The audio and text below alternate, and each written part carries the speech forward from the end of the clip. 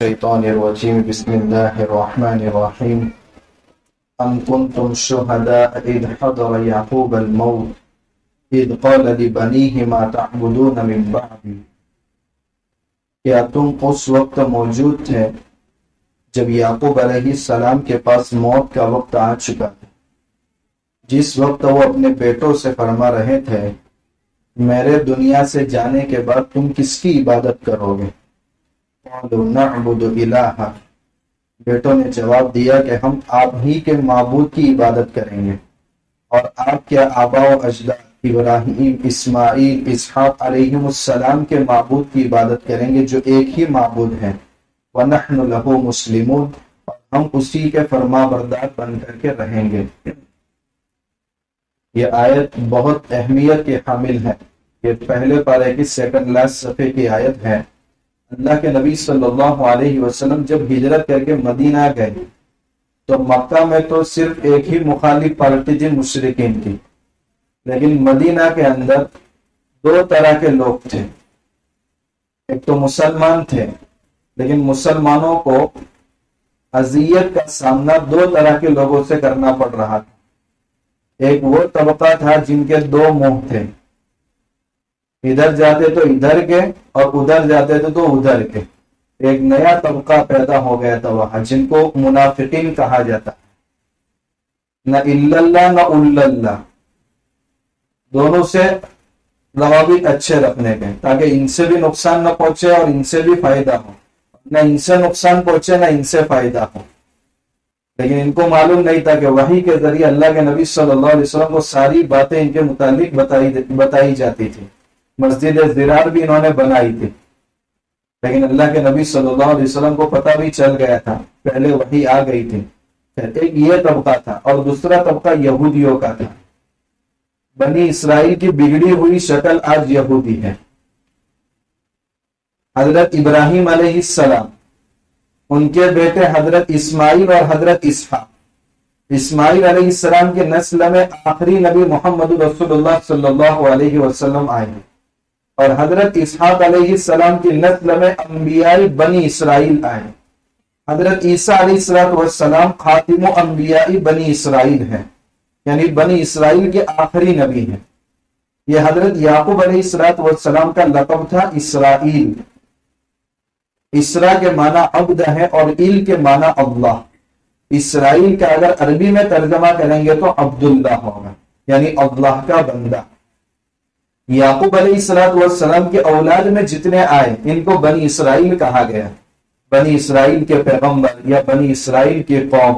آج کی یہودیت بنی اسرائیل کی بگڑی ہوئی شکل ہے، آسمانی کتاب پر جن میں کہ اکثر کا ایمان نہیں ہے۔ تو یہ حضرت یعقوب علیہ السلام، یہودیوں کو جب اللہ کے نبی صلی اللہ علیہ وسلم نے دعوت پیش کی کہ آپ میرے اوپر ایمان لائے اور آسمانی آخری کتاب کلام اللہ یعنی قرآن کریم پر بھی ایمان لائے، تو انہوں نے کہا کہ ہمارے دادا وصیت کر کے گئے تھے کہ میرے بعد کوئی پیغمبر آئے تو ان کو تسلیم مت کرنا اور یہودیت کے مذہب کو کبھی چھوڑنا مت، اس لیے ہم نہ تمہیں مان رہے ہیں نہ تمہاری کتاب کو مان رہے ہیں۔ اللہ تعالیٰ نے یہ آیت اتاری اور اللہ کے نبی صلی اللہ علیہ وسلم سے کہا کہ آپ ان سے پوچھئے ام کنتم شہداء اذ حضر یعقوب الموت، یعقوب علیہ السلام کے موت کا وقت جب قریب آیا اس وقت تم سب چارپائی کے ارد گرد بیٹھے ہوئے تھے کہ تم کو معلوم ہو کہ ہم کو کیا وصیت کر کے گئے ہیں کہ یہودیت کو مت چھوڑنا اور اسلام کو اختیار مت کرنا؟ کیا موجود تھے یہ لوگ؟ ایک بھی نہیں تھا ان میں کا۔ اور جو انہوں نے وصیت کی ہے وہ وصیت یہ کی ہے کہ توحید پر باقی رہنا۔ انہوں نے یہ تو کہا نہیں ہے کہ میرے بعد اگر کوئی پیغمبر آئے تو ان کو مت ماننا، میرے بعد اگر کوئی آسمانی کتاب اتاری جائے تو اس کو تسلیم نہ کرنا۔ یعقوب علیہ السلام کا موت کا وقت جب قریب آیا، یعقوب علیہ السلام حضرت یوسف علیہ السلام کے والد ہیں۔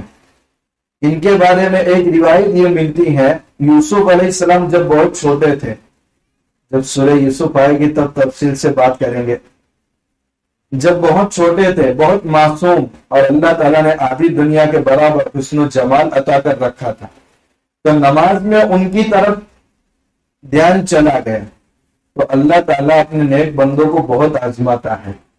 تو اللہ تعالیٰ نے ان کے اس بیٹے کو 40 سال تک دور کر دیا اور اس بیٹے کے فراق میں جدائی میں اتنا روئے کہ آخر تک چلی گئی. یوسف علیہ السلام نے بعد میں اپنے پورے خاندان کو مصر بلا دیا جب وہ مصر کے بادشاہ بن گئے تھے. تقریباً 72 کے قریب لوگ تھے ان کے خاندان کے جو مصر چلے گئے تھے. یعقوب علیہ السلام بھی مصر چلے گئے اور موت کا وقت آیا یعقوب علیہ السلام کا تو مصر میں تھے. تو انہوں نے اپنی اولاد کو موت کے وقت ارد گرد جمع کیا. جمع کرنے کے بعد جو سوال کیا ہے یہ ہم سب کے لیے اس میں بڑی عبرت کی بات ہے. ما تعبدون من بعدی، میرے بعد تمہارے دین کا کیا حال رہے گا، میرے بعد تم کس کی عبادت کرو گے. یہ کون سے والد کون سی اولاد کے بارے میں فکر مندی کا اظہار فرما رہے ہیں. یعقوب علیہ السلام خود اللہ کے رسول ہیں، ان کے والد حضرت اسحاق اللہ کے نبی ہیں، ان کے چچا حضرت اسماعیل اللہ کے نبی ہیں، ان کے دادا حضرت ابراہیم علیہ السلام اللہ کے نبی ہیں، ان کے بیٹے حضرت یوسف علیہ السلام اللہ کے نبی ہیں، ان کے بڑے بیٹے بائبل کی روایت کے مطابق یہودا یہ بھی اللہ کے نبی ہیں. یہ نبوت والا خاندان ایمان کے کتنے اونچے معیار پر ہوگا اندازہ لگا سکتے. یہ پورا نبوت کا گھرانہ ہے مگر نبی اپنی نبوت والی اولاد کے بارے میں اتنے فکر مند ہے کہ موت کا آخری لمحہ ہے پھر بھی دین کی فکر ہے. اس کے مقابل میں ہم دیکھیے اولاد کے بارے میں ہم کتنی پراپرٹی چھوڑ کر جا رہے ہیں.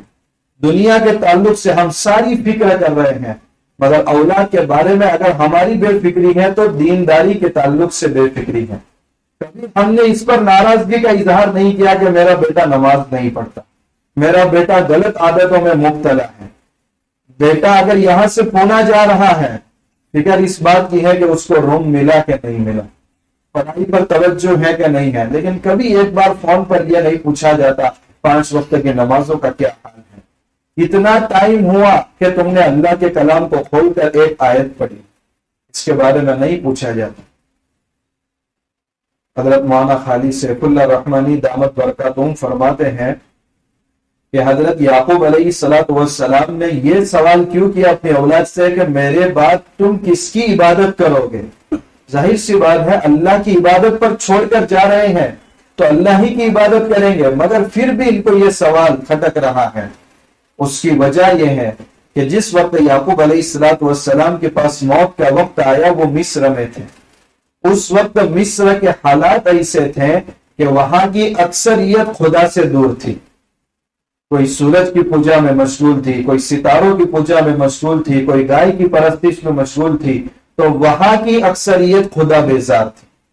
اس لیے یعقوب علیہ السلام کو یہ فکر ستا رہی تھی کہ یہاں کا کلچر ایسا ہے کہ میری اولاد اس کلچر سے اور ماحول سے متاثر ہو کر اللہ سے دور نہ ہو جائے.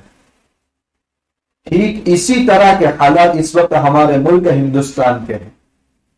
یہاں کی غالب اکثریت خدا بیزار ہیں، کفر شرک اور اکثریت کو شرک کے رنگ میں رنگنے کی پوری کوشش ہو رہی ہے.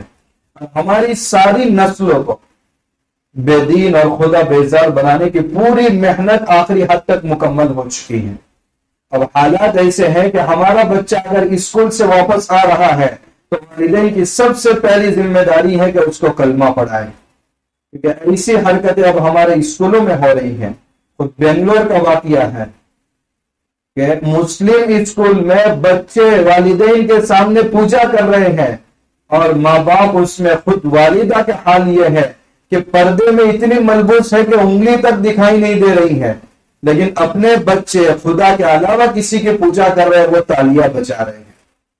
جب شرک کی نفرت کا احساس ہی دلوں سے نکل گیا تو بچے کے دلوں سے ایمان نکل جائے تو کیا فرق پڑتا ہے. ہم اپنی اولاد کے بارے میں بہت زیادہ غافل ہیں بھائی. اولاد کے بارے میں پوچھا جائے گا.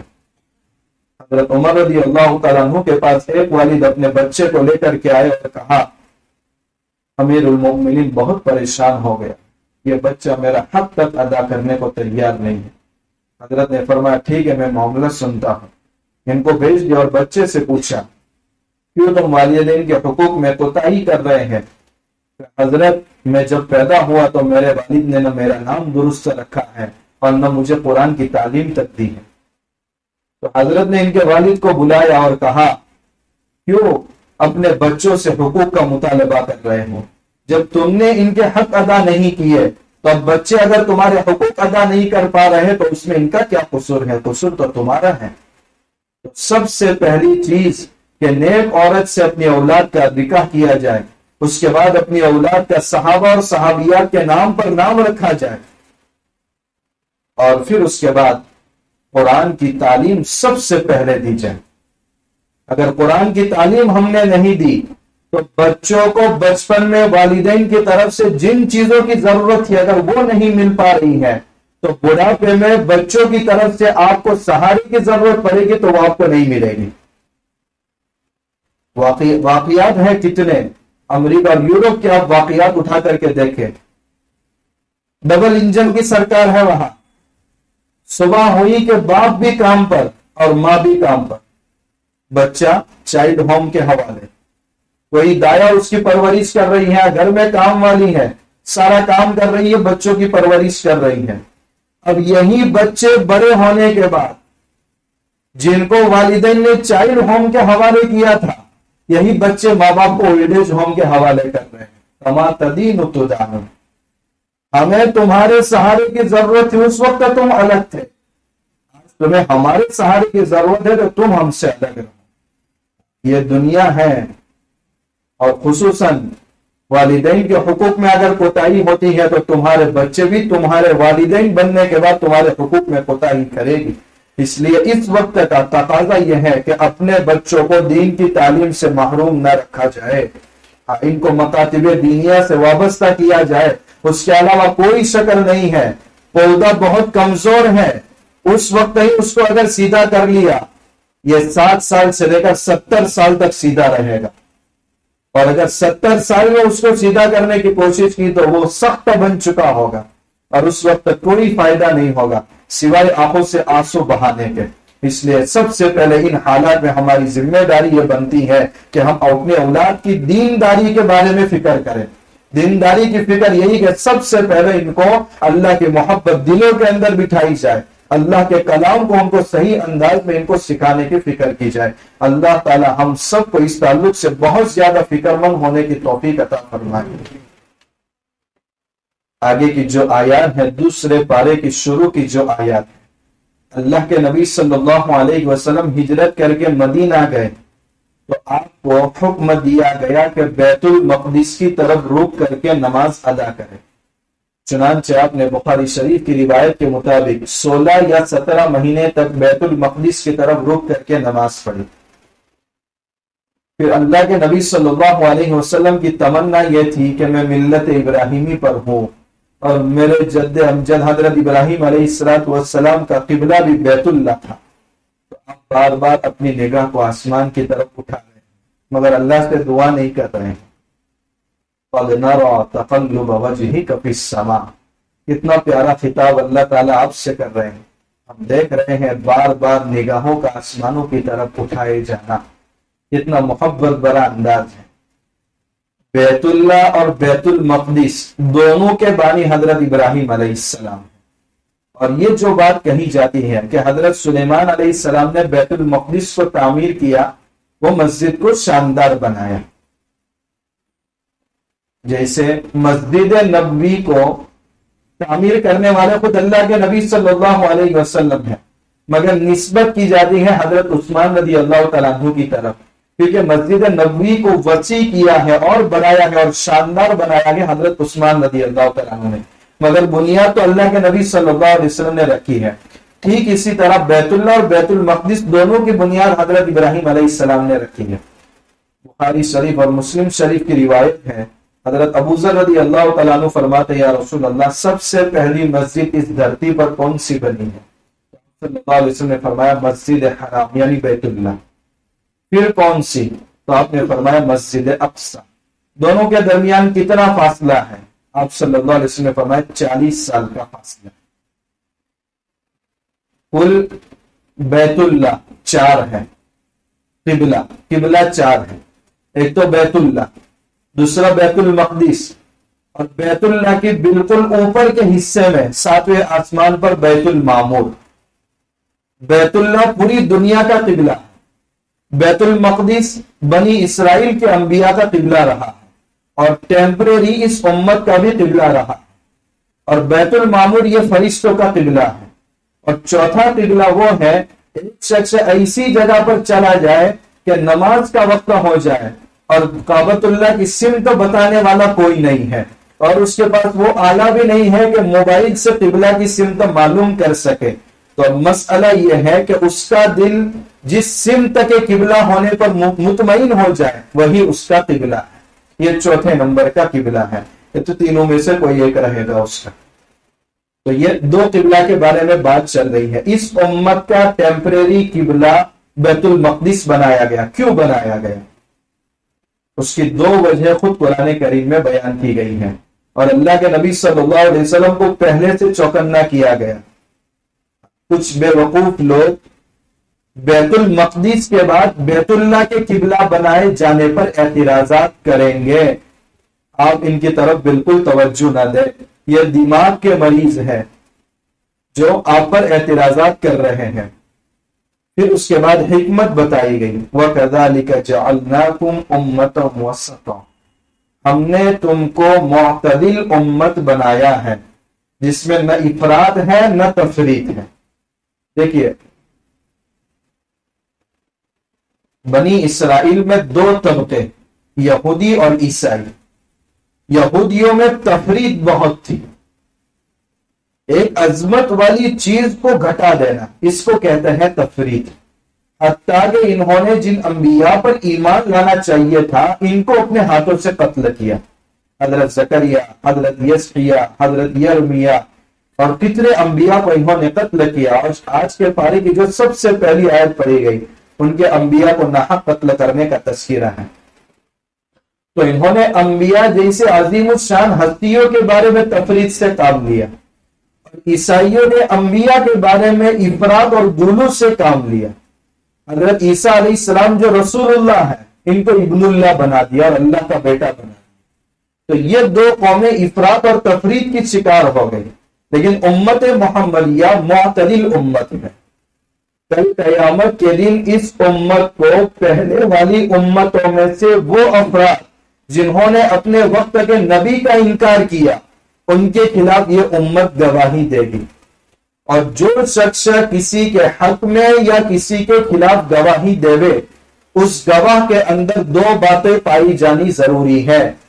سب سے پہلی بات کہ وہ گواہ اس کے بارے میں جس کے بارے میں وہ گواہی دے رہا ہے حد سے زیادہ محبت کرنے والا نہ ہو۔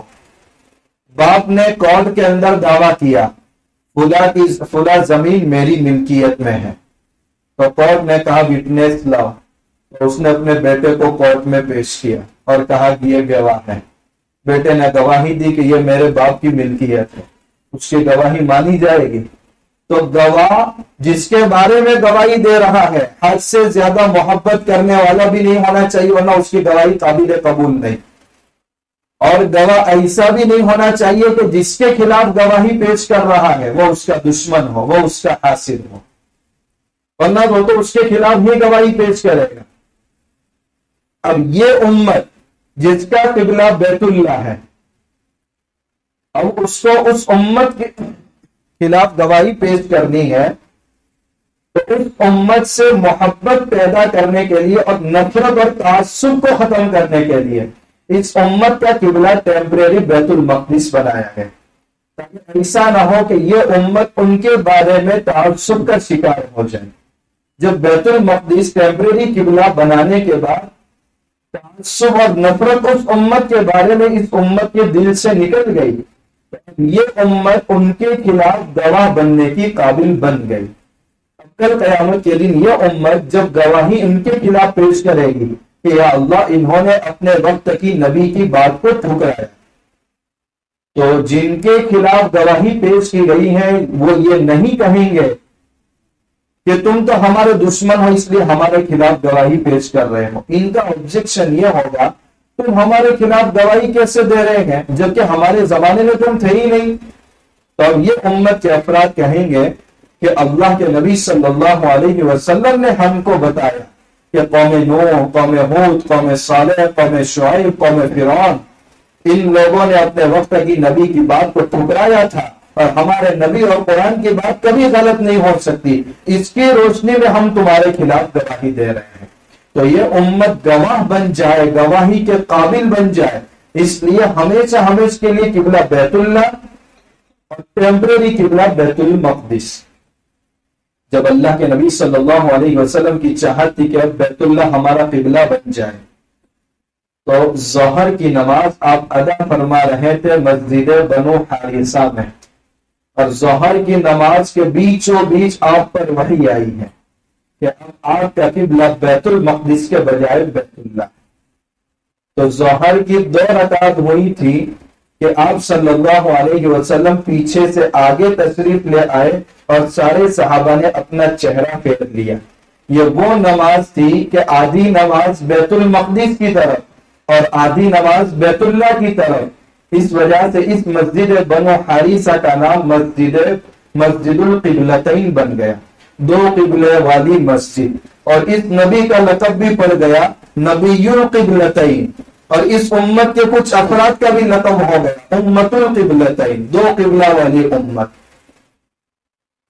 اور عصر کی نماز وہ واحد نماز ہے جو مسجد نبوی میں ادا کی گئی، سب سے پہلی مکمل نماز جو بیت اللہ کی طرف رک کر کے نماز پڑھی گئی۔ چونکہ اس زمانے میں گپ شپ تو تھا نہیں کہ فوراً اطلاع دے دی جائے کہ چاند ہو گیا یا قبلہ بدل گیا، اس لیے دوسرے دن فجر کی نماز مسجد قباء میں بیت اللہ کی طرف رک کر کے نماز پڑھی گئی، کیونکہ اس وقت تک وہاں اطلاع نہیں پہنچی تھی۔ مگر ابھی بھی شرارتی لوگ باز نہیں آ رہے تھے، وہ مسلمانوں کے دلوں میں شکوک اور شبہات پیدا کر رہے تھے۔ انہوں نے کہا کہ یہ بات بتاؤ، تمہارا قبلہ 16 یا 17 مہینے تک بیت المقدس رہا، اس دوران جن حضرات کا انتقال ہو گیا انہوں نے تو بیت المقدس کی طرف رک کر کے نماز پڑھی، اور تمہارا قبلہ اب بدل گیا، تم کعبے کی طرف رک کر کے نماز پڑھ رہے ہو، تو ان کی نمازوں کا کیا حکم ہے؟ ان کی نمازوں کا کیا حال ہوگا؟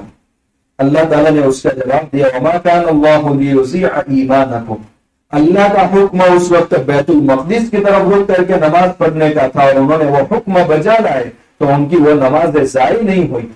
جیسا کہ غزوہ احد میں بہت سارے صحابہ شراب پی کر کے شریک ہوئے اور اسی حالت میں شہادت ہوئی ہے، تو ان پر کوئی گناہ نہیں ہے۔ 7ویں پارے کے دوسرے صفحے کے اندر اس کی تردید کی گئی ہے، کیونکہ اس وقت شراب حلال تھی، حرمت کا حکم نازل نہیں ہوا تھا، لہذا اگر ان کے پیٹ کے اندر شراب ہے تو وہ کوئی گناہ نہیں ہے، کیونکہ اس وقت وہ چیز حلال تھی۔ تو ان کے اعتراض کا بھی جواب دے دیا گیا۔ آگے اللہ تعالیٰ جب مصیبت پہنچ جائے، سب سے زیادہ مصیبت جس طبقے کو پہنچتی ہے بظاہر اور اس پر صبر کرنے والا طبقہ ہے وہ شہداء کا۔ شہداء یہ وہ جماعت ہے جو اللہ کے کلمے کو بلند کرنے کے لیے اپنے جسم میں باقی خون کے آخری قطرے تک لڑتے ہیں، جو اس وقت پوری دنیا دیکھ رہی ہے۔ یہ سب سے زیادہ بڑی صابرین کی جماعت ہے۔ پورے خاندان کے خاندان اللہ کی راہ میں شہید ہو گئے، مگر رتی برابر بھی شکوہ شکایت نہیں۔ کتنے دنوں کے بعد کچھ لقمے کھانے کو مل جاتے ہیں تو سجدہ شکر، اللہم لک الحمد ولک الشکر، یہ صبر کرنے والی سب سے بڑی جماعت ہے۔ اور دوسری جماعت وہ ہے جن کو چھوٹی موٹی مصیبتیں پہنچتی ہیں، اللہ تعالیٰ اس آیت میں فرماتے ہیں وَلَنَبْلُوَنَّكُمْ بِشَيْءٍ مِّنَ الْخَوْفِ، ہم تمہیں آزمائیں گے چاروں طرف سے تمہارے اوپر خوف مسلط کر کے، جو اس وقت ہم میں سے ہر ایک پر طاری ہے۔ اب اس وقت مستقبل میں ہمارے ملک میں مسلمانوں کا کیا حال ہوگا؟ بِشَيْءٍ مِّنَ الْخَوْفِ وَالْجُوعِ، اور تمہیں بھوک میں مبتلا کر کے بھی آزمائیں گے۔ بہت سے فلسطین کے مسلمانوں نے روزہ بھی رکھا، لیکن ایک بہت بڑی تعداد طبی عملہ ہے، ہاسپٹل میں کام کرنے والا ہے، مگر افطاری میں نہ ایک کھجور نصیب ہے، نہ پانی کا ایک قطرہ نصیب ہے۔ اللہ ان کو آزما رہا ہے۔ وَنَقْصٍ مِّنَ الْأَمْوَالِ، اور کبھی مال کو کم کر کے ہم تمہیں آزمائیں گے، وَالْأَنفُسِ، کبھی تم میں سے کسی کی جان کو لے کر کے تمہیں آزمائیں گے، وَالثَّمَرَاتِ، کبھی پھل کی کمی کے ذریعے کہ بوائی تو خوب کی ہے مگر پھل کم لگے ہیں، اس سے بھی ہم تمہیں آزمائیں گے۔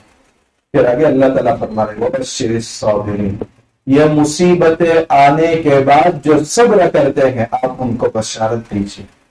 اللہ نے کس انداز سے تسلی دی ہے، قالوا، مصیبت پر صبر کرنے والے وہ ہیں جو مصیبت پہنچنے پر یہ کہتے ہیں انا للہ، بے شک ہم اللہ کی ملکیت ہے، مالک کو اختیار ہے۔ دو گھوڑے پال رکھے ہیں، ایک گھوڑے کو اس ہاؤس میں باندھے اور اس گھوڑے کو اس کمرے کے اندر باندھے۔ اللہ تمام انسانوں کی جانوں کا مالک ہے، جس کو چاہے اس دنیا میں رکھے، جس کو چاہے اس آخرت کے اندر بلا لے۔ اس انداز سے اللہ نے تسلی دی ہے۔ اور آگے دوسرے جملے میں تسلی دی وَإِنَّا إِلَيْهِ رَاجِعُونَ، ہم سب کو اسی ملک کے اندر جا کر لوٹنا ہے۔ اگر ہم میں سے کسی کا انتقال ہو گیا تو وہ مصیبت کی جگہ سے عیش کی جگہ کی طرف چلا گیا، اور ہم بھی عنقریب اسی جگہ چلے جائیں گے۔ ایک باپ اپنے بیٹے کو اسٹیشن چھوڑنے جا رہا ہے، وہ بیٹا بمبئی جا رہا ہے، اور اس باپ کو ہفتے کے بعد بھی بمبئی جانا ہے۔ غم کس بات کا؟ بھئی میرا بیٹا یا میری بیٹی یا میرے گھر میں سے والدین میں سے کوئی اگر آخرت کی طرف چلا گیا تو عنقریب ہمیں بھی اس کی طرف جانا ہے، تو غم کس بات کا؟ یہ آیت پڑھ کر کے انسان کو دل کی تسلی ہو جاتی ہے۔ اور اللہ تعالیٰ نے صبر کا نتیجہ بیان کیا ہے آگے، ان الصفا والمروہ من شعائر اللہ، صفا مروہ جانتے ہیں کس کے صبر کا نتیجہ ہے؟ حضرت حاجرہ علیہ السلام کے صبر کا نتیجہ ہے۔ بیٹا سسکیاں لے کر کے رو رہا ہے، پانی کا ایک بوند نہیں ہے، اور وادی غیر ذی زرع میں بسیرا ہو رہا ہے، پانی کی تلاش میں کبھی صفا پہ کبھی مروہ پہ چکر لگا رہی ہے، شاید کوئی قافلہ نظر آ جائے یا کہیں سے پانی کی امید نظر آ جائے، مگر 7 چکر لگائے ابھی پانی کی امید نظر نہیں آئی۔ پھر دیکھا کہ جہاں اسماعیل علیہ السلام پانی ایڑیا رگڑ رہے ہیں وہاں سے پانی نکل رہا ہے، زم زم، ٹھہر جا ٹھہر جا، جس سے آج پوری دنیا سیراب ہو رہی ہے، اور تبرک کے طور پر ہر حاجی اور معتمر وہاں پہنچ کر کے اس پانی کو لے کے جا رہا ہے، اور اس کا لیول نیچے نہیں جا رہا ہے۔ فَانْفَجَرَتْ مِنْهُ اثْنَتَا عَشْرَةَ عَيْنًا، بنی اسرائیل نے 12 چشمے پتھر سے موسیٰ علیہ السلام کی لاٹھی کے نتیجے میں نکلتے ہوئے دیکھے تھے۔ یہ امت اس نبی کے صدقے طفیل مائے زمزم کو نکلتے ہوئے دیکھ رہی ہے۔ زمزم کا پانی پتھر ہی سے تو نکل رہا ہے، بڑی بڑی مشینیں لگائی گئی ریسرچ کے لیے، مگر پانی کا لیول کم نہیں ہو رہا، اور پوری دنیا سیراب ہو رہی ہے۔ کیا یہ میرے نبی کا معجزہ نہیں ہے اور قیامت تک باقی رہے گا؟ یہ پانی کم نہیں ہوگا۔ تو صفا مروہ جس کی صحیح آج تک جاری ہے اور قیامت تک جاری رہے گی، یہ کس کے صبر کا نتیجہ ہے؟ حضرت حاجرہ کے صبر کا نتیجہ ہے۔ تمہیں کوئی مصیبت پہنچ جائے اس پر صبر کر کے دیکھو، اس کا نتیجہ بھی تمہیں بہترین انداز میں ملے گا۔ ایک آیت کی اور تسلیم ہو جائے جی، یہ تھک گئے، آخری آیت لے لیتے ہیں جس میں اللہ تعالیٰ نے اپنی وحدانیت کو 7 کارناموں کے ذریعے اس انداز سے سمجھایا ہے کہ عام سے عام آدمی اللہ کا وہ کارنامہ بہت آسانی سے سمجھ سکتا ہے۔ اللہ نے پہلے دعویٰ پیش کیا وَإِلَٰهُكُمْ إِلَٰهٌ وَاحِدٌ، تمہارا معبود ایک ہی معبود ہے۔ اس مجلس میں جتنے افراد شریک ہیں وہ عزم مصمم کر لیں، موت تک، خون کے آخری قطرے تک عقیدہ توحید پر ہم باقی رہیں گے۔ کچھ مسائل میں ہم کمپرومائز کر سکتے ہیں، مگر ایمانیات کے سلسلے میں کبھی بھی ہم اس پر کمپرومائز نہیں کر سکتے۔ اس کے لیے ہمارا 8 سال کا بچہ بھی شہید ہو سکتا ہے، مگر عقائد سے دستبرداری کسی قیمت پر نہیں ہو سکتی۔ اس دعوے کو اللہ نے پیش کیا ہے اور 7 کارنامے ایسے بیان کیے ہیں، اس کو اپنے دل میں بسا لیجئے خدا کی توحید اور وحدانیت کو اپنے دل میں کوٹ کوٹ کر کے بھر دیجئے. اس عقیدے سے ہم کبھی دستبردار نہیں ہو سکتے. وَإِلَٰهُكُمْ إِلَٰهٌ وَاحِدٌ، تمہارا معبود ایک ہی معبود ہے اور اسی کی پرستش کرتے رہیں گے. لا تشرک باللہ یا ابا ہریرہ، اے ابو ہریرہ کبھی اللہ کے ساتھ شرک نہ کرنا. ان حرکت او قتلت، چاہے تجھے جلا دیا جائے یا قتل کر دیا جائے. یہ اللہ کے نبی صلی اللہ علیہ وسلم کی نصیحت میں سے ایک نصیحت تھی. بظاہر ایک صحابی کو خطاب ہے مگر یہ پوری امت کو تعلیم ہے. یہ اللہ نے دعویٰ کیا اور اس دعوے کو اپنے 7 کارناموں کے ذریعے سمجھایا. ان فی خلق السماوات والارض، آسمان اور زمین اور یہ پوری کائنات اور یہ نظام شمسی جس کے درمیان ہم سانس لے رہے ہیں، کس نے بنایا ہے؟ کتنا ادبھت نظام ہے. اس کا ایک ایک ورق، ایک ایک پتا اللہ کی کاریگری پر آیا ہے، بالکل ظاہر ہے. سورہ ملک کے اندر کس شاندار انداز سے اللہ نے خطاب کیا. ما ترى فی خلق الرحمن من تفاوت، رحمان کی پیدا کی ہوئی کائنات میں کچھ فرق نظر آ رہی ہے کہ آج سورج کی روشنی کم ہو گئی اتنے سال ہونے پر، یا آسمان کو دراریں پڑ گئی، وہاں سیمنٹ وغیرہ استعمال کرنے کی ضرورت پیش آئی ہو. فرج البصر کرتین، 2 بار نگاہ اٹھا کر کے دیکھ، تیری نگاہ حسرت کے ساتھ واپس لوٹ کر کے آئے گی. اب رحمان کی تخلیق میں تجھے کہیں فتن نظر نہیں آئے گا. یہ ادبھت کارنامہ کس کا ہے؟ اللہ کا. وَإِلَٰهُكُمْ إِلَٰهٌ وَاحِدٌ، تمہارا معبود ایک ہی معبود ہے. دوسرا کارنامہ اللہ نے بیان کیا وَاخْتِلَافِ اللَّيْلِ وَالنَّهَارِ، رات دین کا ایک دوسرے کے پیچھے آنا. یہ کارنامہ کون ذات پیش کر رہی ہے؟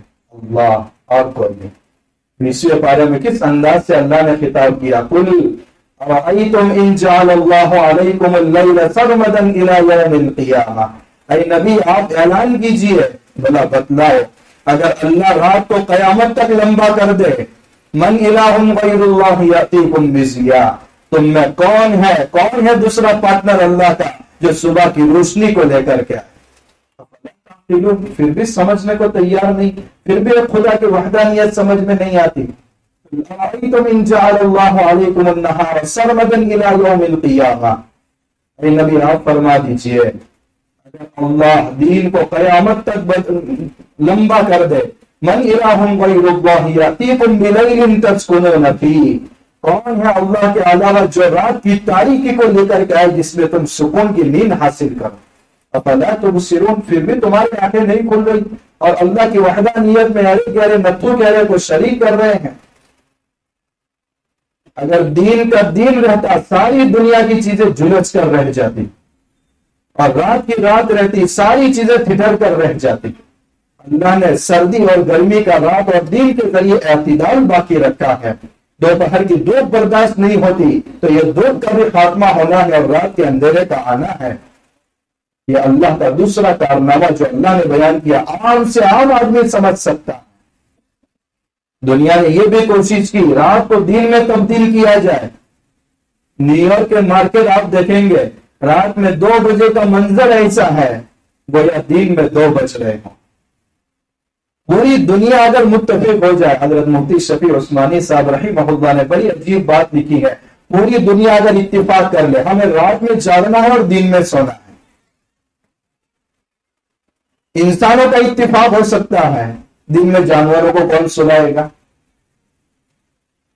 جانوروں کی آواز سے انسان تو پریشان ہوتے ہی ہیں. یہ اللہ کا نظام ہے، فطرت کو کبھی بدل نہیں سکتے، قدرت کے قانون کو کبھی بدل نہیں سکتے. یہ اللہ کا دوسرا کارنامہ. تیسرا کارنامہ وَالْفُلْكِ الَّتِي تَجْرِي فِي الْبَحْرِ بِمَا يَنْفَعُ النَّاسِ، ان کشتیوں کا جائزہ لیجئے جو ایک ملک سے دوسرے ملک کا سفر کرتی ہے، ایک کنارے سے دوسرے کنارے جاتی ہے، لاکھوں ٹن وزن اس میں لدا ہوا ہے. اسی سمندر کا حال یہ ہے کہ کنکری رکتی نہیں ہے، ڈوب جاتی ہے، اور اسی سمندر کے اندر اتنے لاکھوں ٹن وزن لدا ہوا جہاز ڈوبتا نہیں ہے. یہ کس کی کاریگری ہے؟ ایک اللہ کی. وَإِلَٰهُكُمْ إِلَٰهٌ وَاحِدٌ لَا إِلَٰهَ إِلَّا هُوَ الرَّحْمَٰنُ الرَّحِيمُ. پھر بھی خدا تمہیں سمجھ میں نہیں آ رہا. ایک ہوائی جہاز لاکھوں ٹن وزن لدا ہوا فضا کو چیرتا ہوا ایک ملک سے دوسرے ملک جاتا ہے، تمہارا سامان ایک ملک سے دوسرے ملک جاتا ہے، تجارت سے بینیفٹ ملتا ہے، اس سے تم نفع اٹھاتے ہو۔ اولم یروا الی الطیر فوقہم صافات ویقبضن، کیا یہ لوگ نہیں دیکھتے اڑتے ہوئے پرندے اور ہوائی جہاز کی طرف کہ کون اس کو ہوا میں روکے ہوئے ہیں؟ ایک گیند کو اسی فضا میں ڈالتے ہیں، مرتب اور تیزی سے نیچے آتی ہے، زمین کی گریویٹی اس کو کھینچتی ہے، لیکن یہ ہوائی جہاز اور پرندے کو کیوں نہیں کھینچ پا رہی ہے؟ ما یمسکہن الا الرحمن، رحمان ہی اس کو آسمان میں روکے ہوئے ہیں، اللہ کے علاوہ اور کسی کے کارنامے میں شرکت ہے؟ وَإِلَٰهُكُمْ إِلَٰهٌ وَاحِدٌ، تمہارا معبود ایک ہی معبود ہے، اسی معبود کی محبت ہمارے دلوں میں ہے۔ وَمَا أَنزَلَ اللَّهُ مِنَ السَّمَاءِ، یہ چوتھا کارنامہ ہے۔ کون ہے وہ ذات جو آسمان سے پانی کو برساتی ہے اور وہ پانی زمین کے جس حصے پر برستا ہے برسنے سے پہلے ویران ہوتی ہے اور برسنے کے بعد لہلہانے لگتی ہے۔ تو ایک مردہ زمین کو پانی کے ذریعے زندہ کرنے والی ذات کون ہے؟ کسان نے تو ہل جوتا اور اس کے بعد بیج لگایا، پانی دیا، کام ختم۔ اسی بیج کو پھوڑتا کون ہے؟ اس سے کومپل کون نکالتا ہے؟ اور کتنی کمزور ہوتی ہے وہ کومپل، لیکن زمین جیسی سخت پیٹ کو بھی پھاڑ کر کے اوپر نکلتی ہے۔ ایک دانہ لگایا، 7 بالیاں نکلی، ہر بالی کے اندر 100 دانے ہیں، ایک دانے سے 700 دانے کس نے پیدا کیے؟ وَإِلَٰهُكُمْ إِلَٰهٌ وَاحِدٌ لَا إِلَٰهَ إِلَّا هُوَ الرَّحْمَٰنُ الرَّحِيمُ۔ پھر آگے اللہ نے فرمایا وَبَثَّ فِيهَا مِن كُلِّ دَابَّةٍ، جن علاقوں میں جن جانوروں کی زیادہ ضرورت پیش آتی ہے انہی علاقوں کے حساب سے وہ جانور کس نے پھیلا دی ہے؟ یہاں جن جانوروں کا گوشت کھایا جاتا ہے وہ جانور کثرت سے موجود ہیں، اور ہمارے علاقے میں جس جانور کا گوشت کھایا جاتا ہے وہ کثرت سے موجود ہے۔ یہ تقسیم کس نے کی ہے؟ کہ انسانوں کی تقسیم ہے۔ اگر انسانوں کی تقسیم ہوتی تو اعلان ہونے لگتا اس سال مارکیٹ میں شارٹیج ہے، اب مال ملنے والا نہیں ہے، لیکن یہ اللہ کی تقسیم ہے۔ وَإِلَٰهُكُمْ إِلَٰهٌ وَاحِدٌ، جس کے اس بہترین کارنامے میں کسی انسان کی کوئی شرکت نہیں ہے۔ وَتَصْرِيفِ الرِّيَاحِ، اور ہواؤں کے چلانے میں دیکھیے اللہ تعالیٰ ہر سمت سے ہوا کو چلا رہا ہے، کبھی پوروا ہوا، کبھی پچھوا ہوا، کبھی شمالی ہوا، کبھی جنوبی ہوا۔ اگر ایک ہی سمت سے ہوا چلتی رہے ساری چیزیں جھک کر کے رہ جائیں، لیکن اللہ باری باری چاروں طرف سے ہوائیں چلاتا ہے تاکہ ہر چیز اعتدال پر قائم رہے۔ ان ہواؤں کے چلانے میں کسی انسان کی کوئی کاریگری ہے؟ والسحاب المسخر بین السماء، اور وہ بادل جو سمندر سے پانی بھرتے ہیں اور ہواؤں میں لٹکے ہوئے ہیں اور اللہ کے حکم کے تابع ہے۔ مجال ہے کہ اللہ کا حکم نہ ہو اور وہاں پانی کا قطرہ برس جائے۔ بہت سی مرتبہ دیکھا ہوگا ہم نے اپنی آنکھوں سے، راستے کے اس حصے پر بارش ہو رہی ہے اور اس حصے پر نہیں ہے۔ یہ کس کی کاریگری ہے؟ ایک اللہ کی۔ لآیات لقوم یعقلون، جن کے دماغوں میں بھیجا ہے اور صحیح معنوں میں عقل ہے، ان کے لیے نشانیاں اللہ کی وحدانیت کے لیے کافی ہیں۔ اللہ ہم سب کو اس عقیدے کو مضبوط کرنے کی توفیق عطا فرمائے۔ بہت ساری آیات رہ گئی ہیں لیکن ابھی رمضان کے بہت ساری راتیں بھی باقی ہیں، وقتاً فوقتاً آتی رہے۔ کون سا شخص روزہ چھوڑ سکتا ہے؟ مطلب جس کو رمضان کے روزے مؤخر کرنے کی اجازت ہے کہ وہ رمضان کے بعد بھی رکھ سکتا ہے۔ اس میں ایک شخص بیمار ہے، فَمَنْ كَانَ مِنْكُمْ مَرِيضًا، تم میں سے جو شخص بیمار ہو، اس کو بار بار رمضان کا تجربہ بھی ہو، یا مسلم ماہر ڈاکٹر نے بتایا ہو کہ اگر روزہ رکھیں گے تو تمہاری بیماری میں اور اضافہ ہو جائے گا، تو ایسے آدمی کو روزہ نہ رکھنے کی اجازت ہے۔ رمضان کے بعد جب طاقت مل جائے گی اس کی قضا کرے گا۔ بہت سارے حضرات ڈائریکٹ فدیہ نکال دیتے ہیں، ایک روزے کا فدیہ نکال دیا 2 کلو گیہوں کے حساب سے، بعد میں اگر طاقت مل گئی تو یہ فدیہ کسی کام کا نہیں ہے۔ دوسرا شخص جو مسافر ہے، سحری کے وقت میں وہ سفر شروع کر چکا ہے، حالت اقامت میں اس کی سحری نہیں ہو رہی ہے، ایک آدمی 9 بجے سفر کرنا ہے، شہری تو مقام پر ہو رہی تو اس کو تو روزہ رکھنا پڑے گا۔ روزہ شروع ہونے کے وقت وہ حالت سفر میں ہے اور سفر بہت مشقت والا ہے، اس کو اجازت دی ہے شریعت نے کہ وہ رمضان کے بعد اس روزے کی قضا کر لے جو حالت سفر میں چھپا ہے۔ ایک وہ عورت ہے جو پریگننٹ ہے یا بچے کی ولادت ابھی ابھی ہوئی ہے اور روزہ رکھنے کی وجہ سے بچے کو خوراک نہیں مل پائے گی، جس سے وجہ بچے کو بیمار ہونے کا اندیشہ ہے، تو اس عورت کو بھی روزہ مؤخر کرنے کی اجازت ہے۔ بہت ساری عورتیں تو روزہ ہی نہیں رکھ رہی ہیں، نہیں، رمضان کے بعد جتنے روزے چھوٹے گئے ان روزوں کی قضا کرنی ہوگی۔ اور اگر اپنے آپ کو بیمار ہونے کا کوئی اندیشہ نہیں ہے اور بچے کی خوراک میں بھی فرق نہیں آئے گا تو اس عورت کو روزہ رکھنا ضروری ہے۔ اور بھی ہے تو انشاءاللہ اس کی وضاحت کریں گے، کچھ اگر سوالات ہیں تو 2 منٹ تک پوچھ سکتے ہیں۔